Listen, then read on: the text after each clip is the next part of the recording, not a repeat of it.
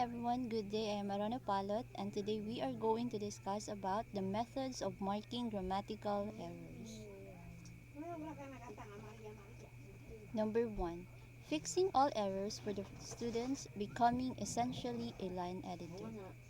In this method, the instructor will be the one who will become a line editor. When we say line editor, a person who will look at your work or at a book or at an essay paragraph, and he or she will be the one who will analyze the sentence construction, consider the syntax and the meanings of your work. In this method, it doesn't help the student and it creates an unrealistic amount of work for the instructor. Since the instructor will be the one who will really work on to the paper, then it is really not a good choice of marking grammatical errors. It is really the works will be loaded to the instructor only. Number 2. Mark but don't correct all errors, asking students to revise. In this method, the instructor will just mark the grammatical error, but he or she will not correct all errors. In this, the instructor will just guide the students, then he or she will let the students to revise the paper. Okay. This method is very attractive because the responsibility for fixing the errors falls to the student. Number 3. Line edit some errors, then ask students to fix the rest. In this method, the instructor will edit one paragraph and leave one paragraph unmarked. Okay. The instructor here will just edit some errors in the paragraph or in an essay, and then he or she will ask students to fix the rest. He will just give or edit one paragraph and then leave one paragraph unmarked. In here, it is very time consuming for the instructor, and it is very challenging for the students to do this task. Number 4. Identify but don't correct some errors, asking students to revise and or find similar errors in the unmarked section of the paper. This method gives feedback to students on the errors they've made. In here, it is very hard for the students because the teacher or the instructor will just identify the errors in that paragraph or in that essay, but he or she will not correct it, only some of those errors. Then, asking students to revise and or find similar errors in the unmarked section of the paper. So in here, it is very challenging for the students because they will be the one who will work on their paper. They will be the one who will find and look for their errors that they have committed or they have made. And also the teacher will just or the instructor will just give feedback to students on the errors they have made. So the more that the students will make the paper very good or nice, then the more grades or the more higher grades they will get as a consequence of what they have did.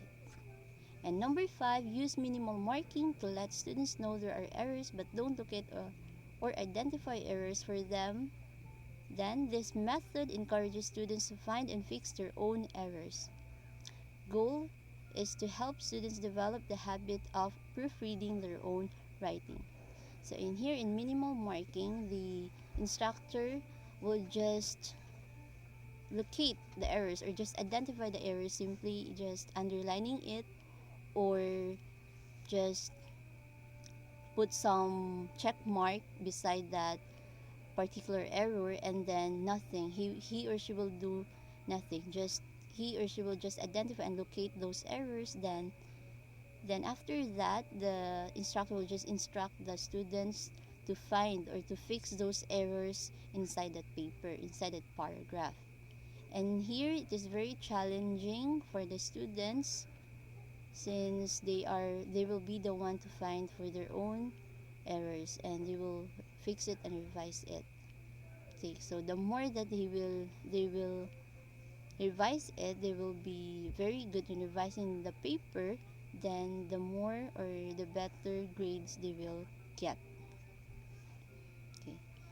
Again, the goal of this minimal marking is to help students develop the habit of proofreading their own writing.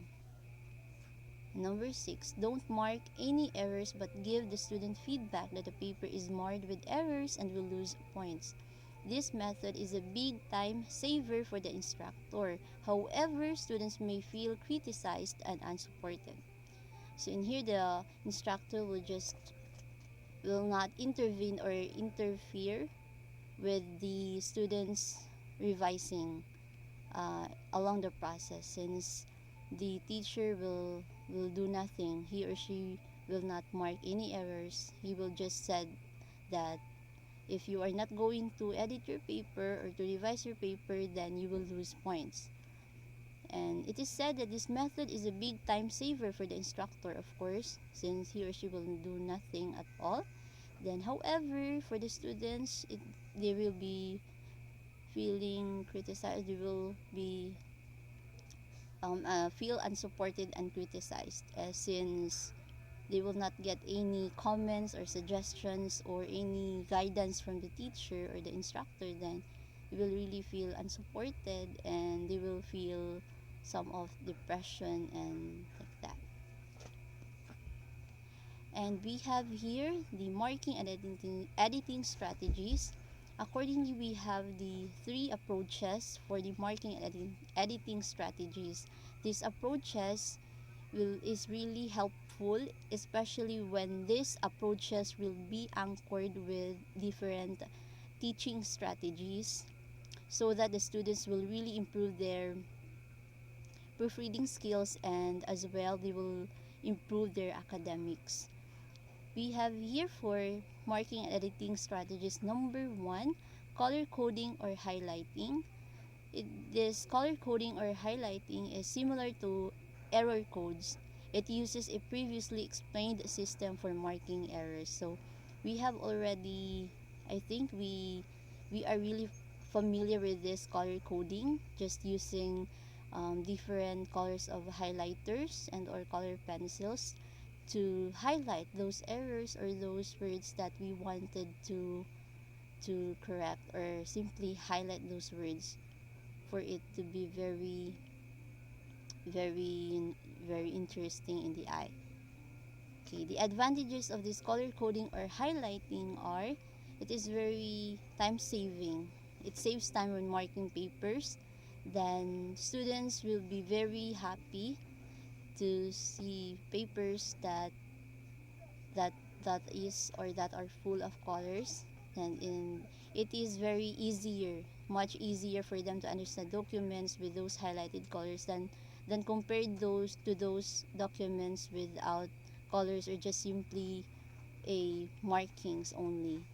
So also for the color coding, it will get the attention of the students, and they will also be very glad that they can use or they can make use of those colors that they want, or those colors that really the colors that they really loved, or their favorite colors, so they can use here in this color coding or highlighting.